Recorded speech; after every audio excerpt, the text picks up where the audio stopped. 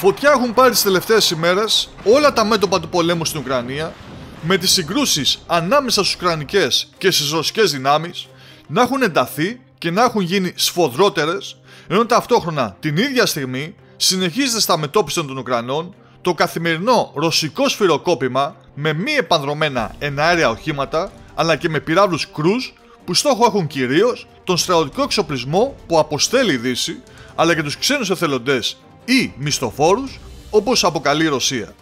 Από την άλλη πλευρά, η προσπάθεια των Ουκρανών να χτυπήσουν στο έδαφος Κριμαίας ή και μέσα στο ρωσικό με drones ή με μη επανδρομένα σκάφη φαίνεται ότι δεν έχει τα αποτελέσματα που ευελπιστούσαν και δεν δημιουργούν πρόβλημα στη λειτουργία του ρωσικού στρατού.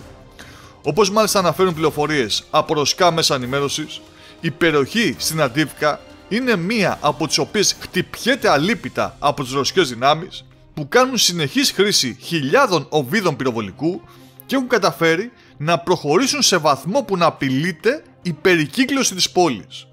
Έχουμε λοιπόν μπροστά μας μία καμπή στην εξέλιξη της πολεμικής σύγκρουσης στην Ουκρανία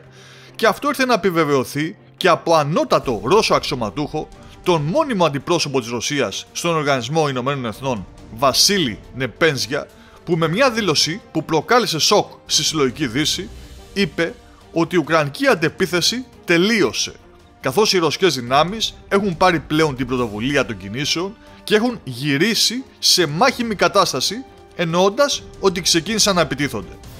Ας δούμε όμως τι ακριβώς δήλωσε ο Νεπένζια από το δημοσίευμα της αμερικανικής ειδησιογραφικής ιστοσελίδας ABC News.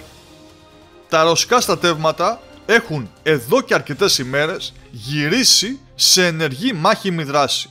πρακτικά σε ολόκληρη τη γραμμή του μετώπου. Η λεγόμενη Ουκρανική αντεπίθεση μπορεί επομένως να θεωρηθεί τελειωμένη, είπε ο Νεπένζια, καθώς την ίδια στιγμή οι πληροφορίες που καταφτάνουν μιλούν για μια πολύ δύσκολη κατάσταση για τους Ουκρανούς στην Αντίβκα, θυμίζοντας μάλιστα ό,τι συνέβη στον Μπαχμούτ. Αλλά αυτή τη φορά μιλάμε πλέον για κινήσεις σε όλα τα μέτωπα που μπορεί να επιφέρουν ακόμα και την πλήρη κατάρρευση των Ουκρανικών γραμμών άμυνας.